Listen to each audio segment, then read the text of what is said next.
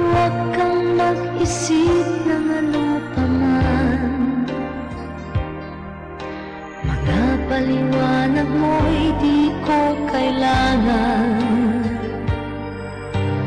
At kahit ano pa ang iyong nakaraan, mamahalin